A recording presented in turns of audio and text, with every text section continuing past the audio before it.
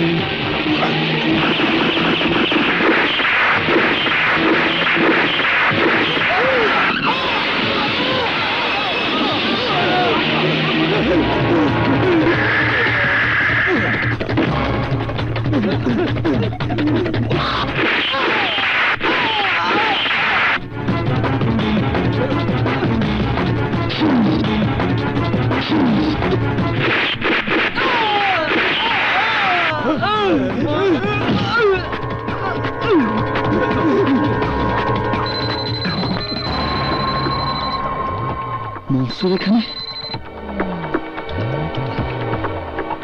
হাবিব?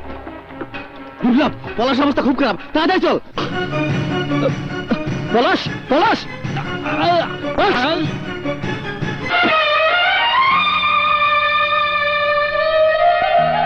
তোর আত্মার সঙ্গে যারা মিশে আছে তাকে তুই আলাদা করবি কিভাবে? আমরা এক হয়ে বাইসে আছি, এক হয়ে বাইসে থাকবো। তোর কাছে হাত জোর করতেছি বন্ধু, এতদিন অনেক সেট করছস, এইবার আমার লাইভে আমারে সেট করতে দে। পলাশ!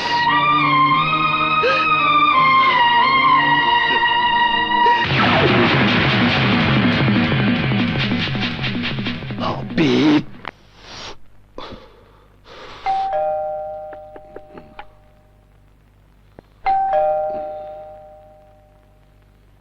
এত দেরি হলো কেন মনসুর?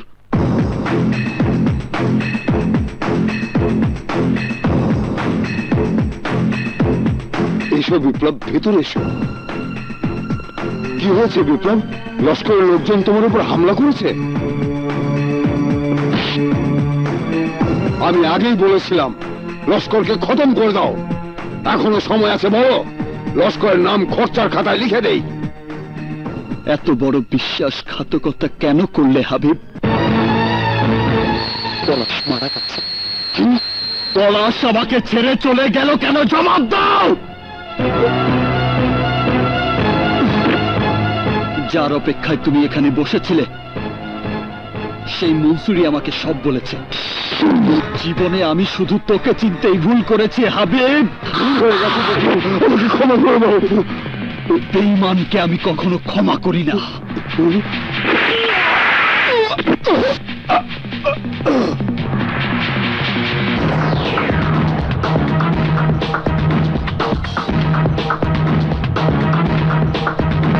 কি ভাবছো বিপ্লব? হাবিব আমাকে মারার জন্য আকবরের সাথে প্ল্যান করেছিল, কিন্তু ওদের সঙ্গে জয়নাল এসেছিল কেন? আন্ডারওয়ার্ল্ডে কে শত্রু আর কে মিত্র তা বোঝার ক্ষমতা তোমার নেই। কি হয়েছে? আমার কাছে সবকিছু পরিষ্কার হয়ে গেছে রহমান চাচা। লস্কর আর আকবরের মধ্যে কোনো শত্রুতা নেই, ওরা একে অপরের বন্ধু।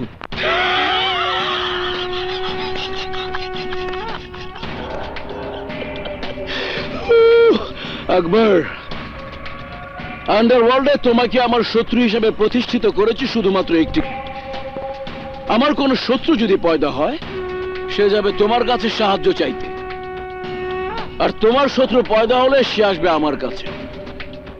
মাঝখান দিয়ে আমাদের কাজ আমরা নির্বিঘ্নে করে গেছি। আমার সাজানো নাটক কেউ বুঝতেই পারেনি।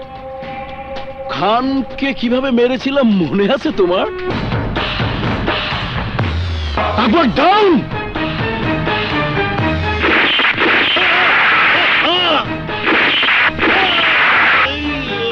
একজন একজন করে সব শত্রুকে আমরা খতম করেছি, কিন্তু বিপ্লব বারবার আমাদের হাত ফসকে বেরিয়ে যাচ্ছে। বিপ্লব ইজ ভেরি ভেরি ডেঞ্জারাস। খুব সহজে ওকে মারা যাবে না। ওর এক বন্ধু মারা যাওয়াতে বিপ্লব এখন পাগলা কুত্তার মতো হয়ে গেছে। জয়নাল আর হাবিবের মতো খুনিকে বিপ্লব বেওয়ারিশ কুত্তার মতো গুলি করে মেরেছে। মরার আগে হাবিব যদি আমার ষড়যন্ত্রের কথা ফাঁস করে দিয়ে থাকে, তাহলে বিপ্লব আমাকে ছাড়বে না। ঠিক বলেছ, যদি ফাঁস করে থাকে তাহলে তোমাকে টার্গেট করবে, আর যদি না করে থাকে তাহলে আমাকে টার্গেট করবে। তাই কাফনের কাপড় নিয়ে তৈরি থেকো আকবর। আমরা দুজনে একসঙ্গে যেন বিপ্লবের জানাজায় শরিক হতে পারি।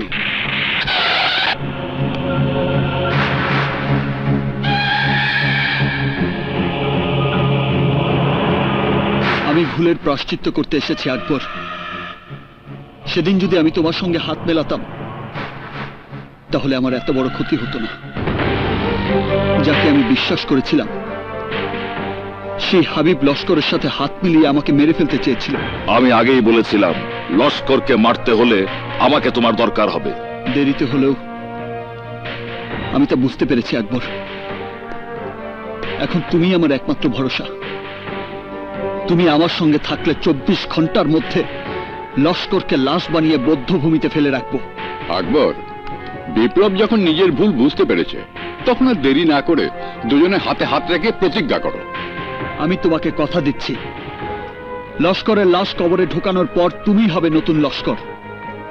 আমি নিজের হাতে তোমার মাথায় মুকুট পরিয়ে লস্করের সিংহাসনে বসিয়ে দেব। ঠিক আছে, 24 ঘন্টার মধ্যেই লস্করকে তোমার সামনে এনে হাজির করব।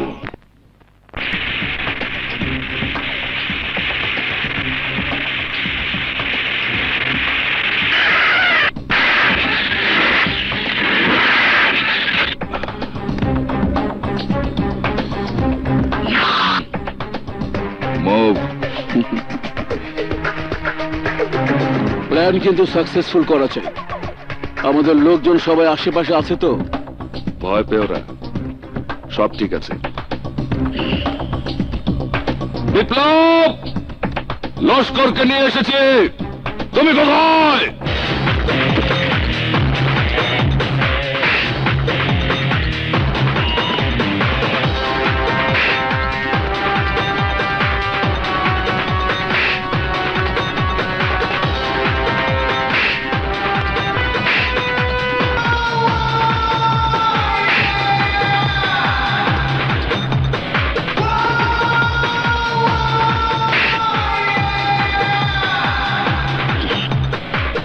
এই আকবর,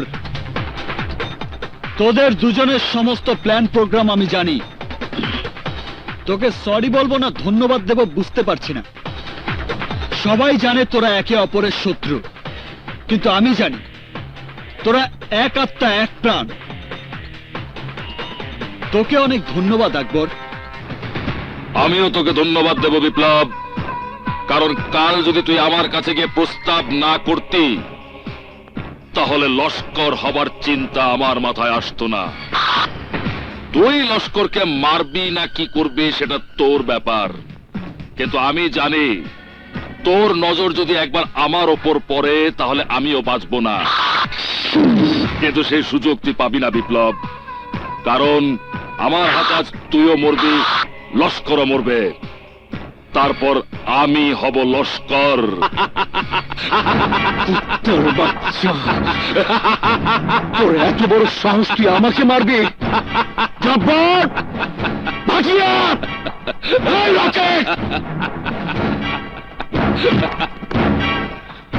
এই নেমুক হারামকে আমার সামনে জবাই করে কুত্তা দিয়ে খাওয়া। তোমার হুকুমে ওরা আর কোনোদিন কোনো কাজ করবে না লস্কর, কারণ ওরা সবাই এখন আমার হুকুমের গোলাম।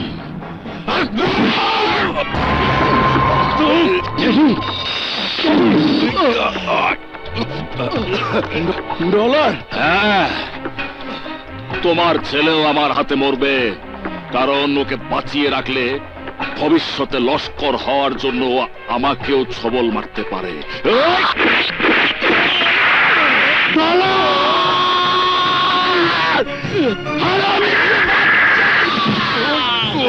তোকে আমি ছাড়বো না। বিশ্বাসঘাতক, বেঈমান, নেমক হারাম। বর্তমান জমানায় নেমো খারামি না করলে উপরে ওঠা যায় না।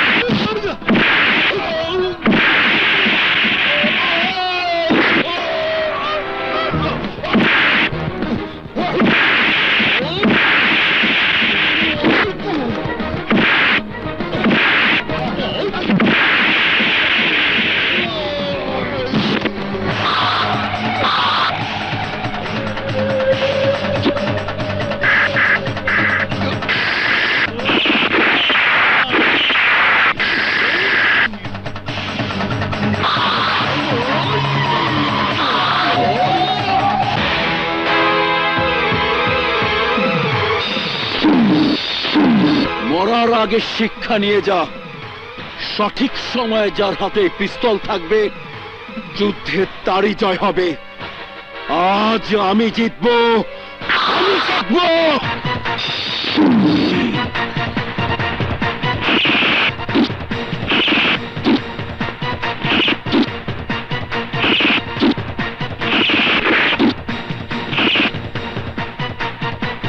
আমার হাতে মৃত্যুই তোর একমাত্র নিয়তি।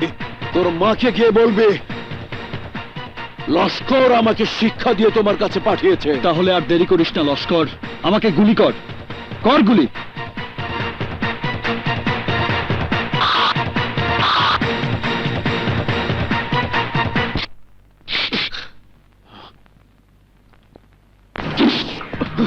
বিপ্লব আমার নাম। কেউ বলে ভূমিকম্প, কেউ বলে সুনামি। তোর মতো সন্ত্রাসীর বাপ আমি। মানুষ এবং মানুষের বিশ্বাসকে বিক্রি করে তুই বেইমানির খাতায় নাম লিখিয়েছিস। সেই জন্য এই পিস্তলটাও আজ তোর সাথে বেইমানি করলো। পাপের ভারে তুই ডুবে গেছিস লস্কর। তোর মতো পাপীকে শাস্তি দিতে মহান আল্লাহ তাআলারও ঘৃণা হবে। পৃথিবীর সবচেয়ে ভারী বস্তু কি জানিস? পিতার কাঁধে সন্তানের লাশ। ওই দেখ, একদিন তোকে আমি বলেছিলাম আমার কথা চিন্তা করতে করতে তোর মনে হবে বেঁচে থাকার চেয়ে মরে যাওয়া অনেক ভালো। সামনে তোর জন্য দুটো পথ খোলা আছে। এক, বেঁচে থেকে মানুষের ঘৃণা অর্জন করা, আর দুই, মরে গিয়ে সারা জীবনের পাপের প্রায়শ্চিত্ত করা।